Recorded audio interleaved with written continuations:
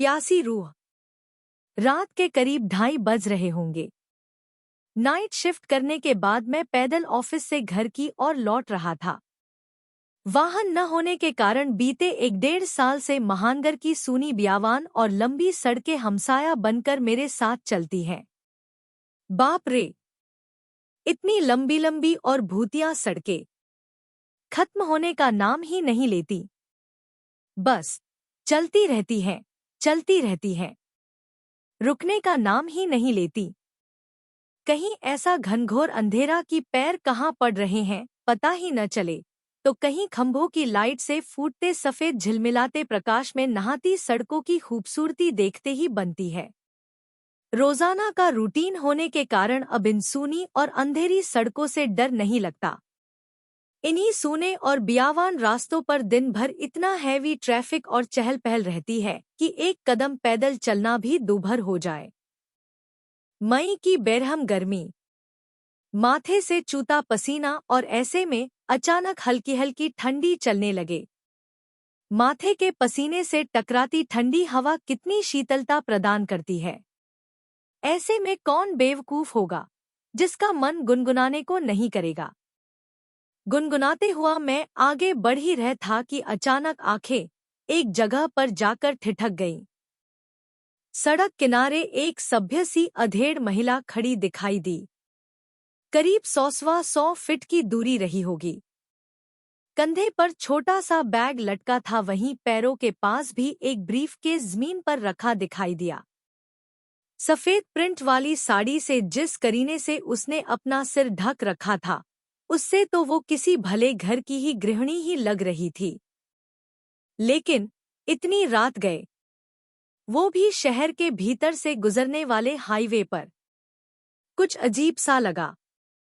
हो सकता है मायके या ससुराल वालों ने बस में बिठा दिया हो और किसी कारण बस लेट होने पर महिला को देर रात यहाँ उतरना पड़ा हो।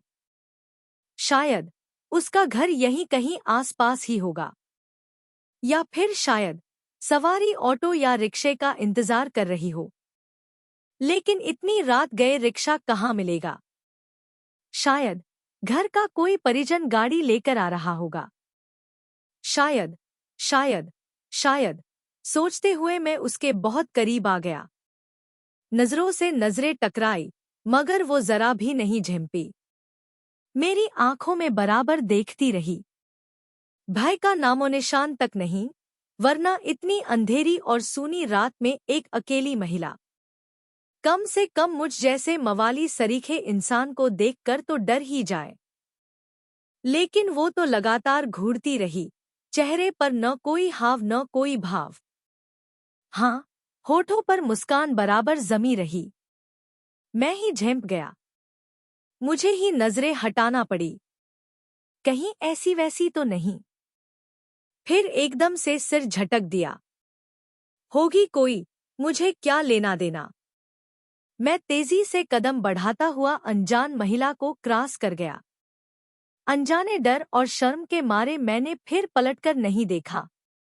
न जाने वो क्या सोच बैठे। चलते चलते मैं दूसरी सड़क पर आ पहुंचा। अब वो सड़क और महिला पूरी तरह से ओझल हो चुकी थी। कहीं कोई भूत वूत तो नहीं थी। थोड़ी देर पहले भला लगने वाला रास्ता अब भयभीत करने लगा था। मैं जल्द जल्द अपने घर पहुंच जाना चाहता था। इसी तारतम्य में चाल में गजब की तेजी आ गई और बड़े बड़े डग भरने लगा। करीब 1.25 किमी ही चला था कि अचानक मुंह से चीख से निकल गई। वो महिला करीब 100 गज दूर उसके सामने सड़क किनारे ठीक उसी ढंग से खड़ी दिखाई दी, कंधे पर बैग और जमीन पर ब्रीफकेस। यह कब यहाँ आ गई? एक ही रास्ता तो है। न कोई गाड़ी निकली और न ही वह पैदल दौड़ती हुई मुझसे आगे निकल गई। मेरा पूरा शरीर मारे डर के पसीने से तरबतर हो गया। लगा कि आज की रात आखिरी रात है। वो भूतिया औरत कुछ देर में मुझे चबा चबा कर खा जाएगी। मैं बेतहाशा भागा। इतनी तेज कि पता ही नहीं चला कि वो औरत कब पीछे रह गई। भागता रहा और सीधे घर पर जाकर ही रुका।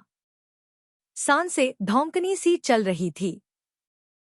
घर के बाहर ही कुछ पल खड़ा रहकर अपनी सांसों पर कंट्रोल किया। अगले दिन शाम करीब 5 बजे ऑफिस पहुंच गया। एक बुजुर्ग कर्मचारी को रात का सारा घटनाक्रम सुना डाला। हंसते हुए बोले, नूर चचा, अरे कहीं बूचड़ खाने के पास की बात नहीं कर रहा? बूचड़ खाना? मैं बुदबुदाया।